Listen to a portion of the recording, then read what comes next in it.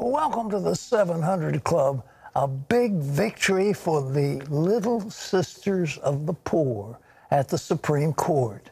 The nuns will not be forced to pay for birth control.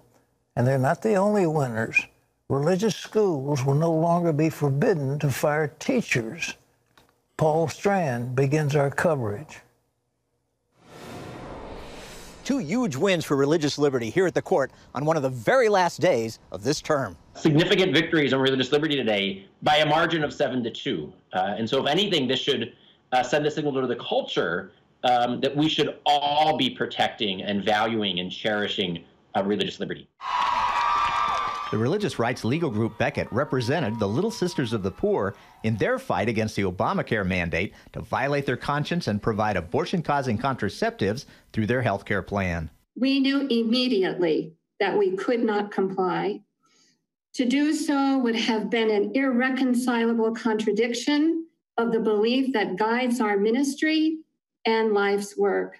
The Supreme Court has resoundingly declared that religious Americans are entitled to the full protection of the Constitution and of our laws. I'm really bothered when I hear people say this is a victory for religious people, as though it's a defeat for non-religious people. This is a victory for all Americans, because the principle of religious freedom applies to everyone, and a government that's big enough to restrict religious freedom is a government that can do anything. But Sheila Katz of the National Council of Jewish Women complained a person's ability to access birth control should not be dependent on the religious views of their employer or educational institution under the guise of religious freedom.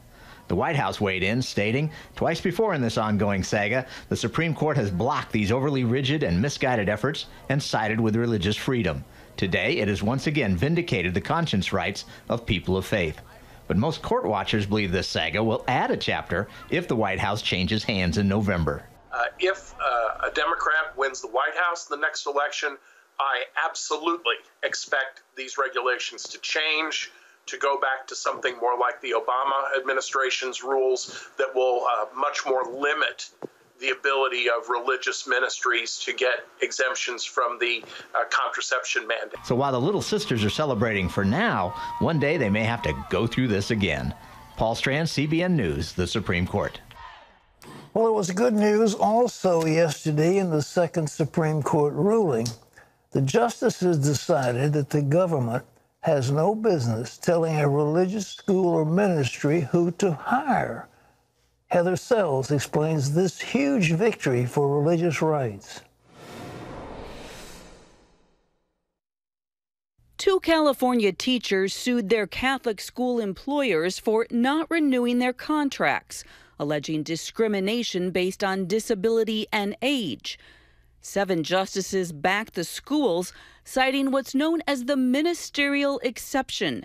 It is from a 2012 decision that says the Constitution prevents ministers from suing their churches for employment discrimination. This time, the justices applied that principle to teachers as well. Essentially, they're saying the government has no business telling a Christian school, a church, a ministry whom you hire to teach and promulgate your faith. And so this is a strong victory for ministries and churches and schools everywhere.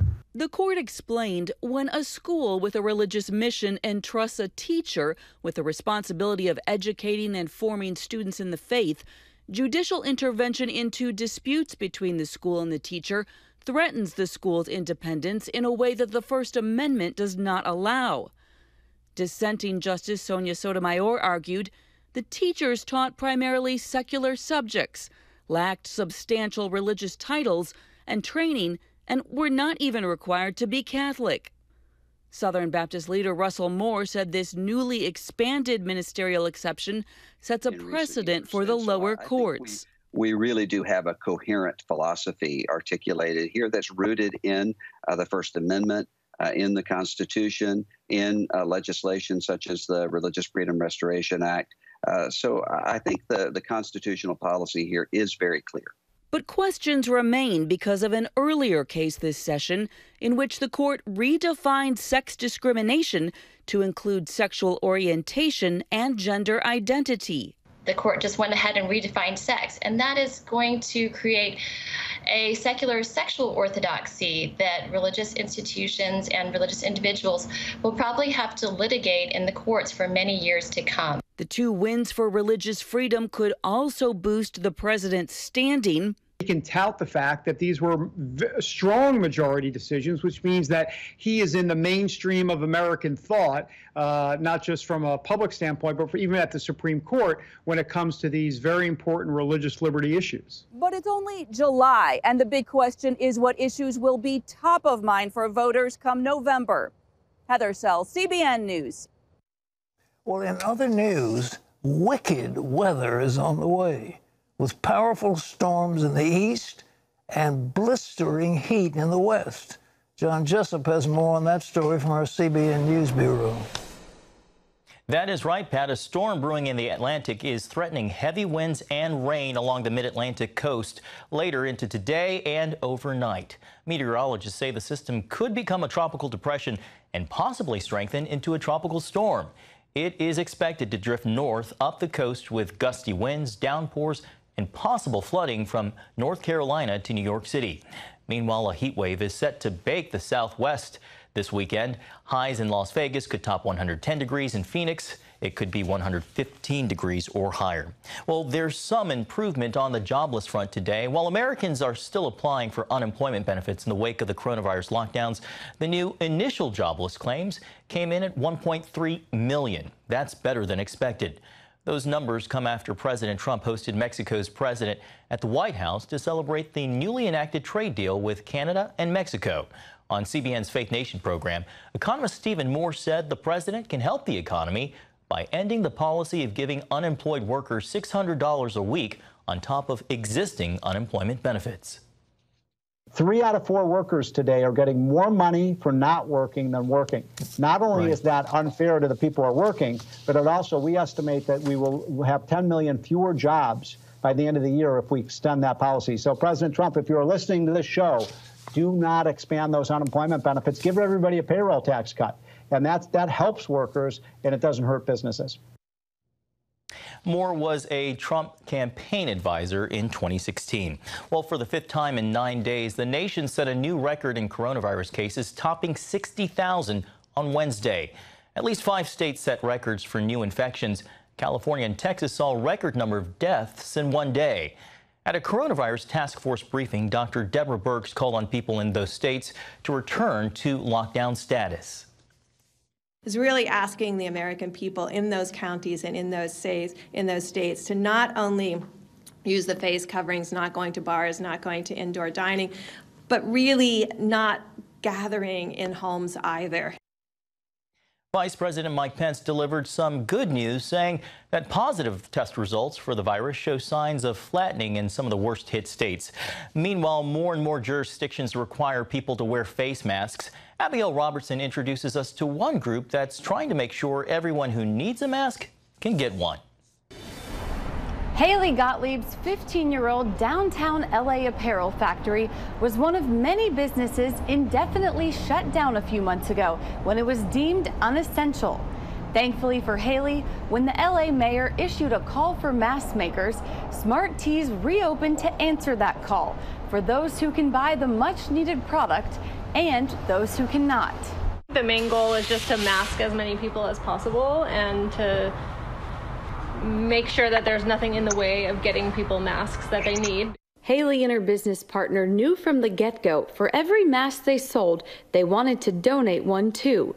But the need for masks was so great at many community centers, they wanted to do more. They were getting donations for sure, just not in enough quantity. With the help of her friend Dave Stone, they came up with the Millions of Masks initiative. The first thing that struck me was that once masks were mandated in public, that people didn't have them. And a lot of people didn't know where to get them. When Dave saw the lines at the food bank by his house, he knew he wanted to do something to help. I knew that those folks were probably going to need masks as well. And so for me, it was just down the street from my house. And, you know, the lines at the food banks are a little bit longer today than they were last month or the month before. And there's so many people out of work. You know, at a food bank, you can't get food unless you have a mask. And oftentimes people are walking up to that food bank and if they don't have a mask, they can't get the food that they need to feed themselves or their family. Mom works by people going to their website and choosing a city to donate reusable masks to. Haley makes them at cost. Then their nationwide partners distribute the masks to those in need in their cities. It was really just built out of understanding that when there's something going on in the world, it's better to rush towards that event as opposed to run away and hide and not do anything. Haley thinks for the time being, masks are here to stay. I think even some of our regular customers who we ship normally just fashion apparel have been adding masks to their collections. I mean, we think it's going to be around at least through the end of this year, possibly into next year. Haley and Dave believe as people start going back into their offices and returning to normal, it won't just be one mask they need, but multiple, as they should be washed after each use. Reporting from Virginia, Abigail Robertson, CBN News. Great story. Thanks, Abby. Well, we're remembering a historic moment today. It was 35 years ago today that our very own Pat Robertson called for America's embassy in Jerusalem to be moved, embassy in Israel, rather, to be moved to Jerusalem. In 1985, speaking to a group of college students at APAC, Pat said Tel Aviv is not the capital of Israel. Jerusalem is the capital of Israel and has been all the way back to King Solomon. President Trump moved the embassy to Jerusalem back in May 2018. Pat? So it shows me I'm a little prophetic, but I knew what it had to be. There was such cowardice in the State Department, they didn't want to offend the Arab street, as they called it, and they thought there would be a great uprising. When Trump did it, there was no uprising at all. But it had to be done, and it was a historic moment. So, yes, the voices that cried out against it. We called that a long time ago. All right.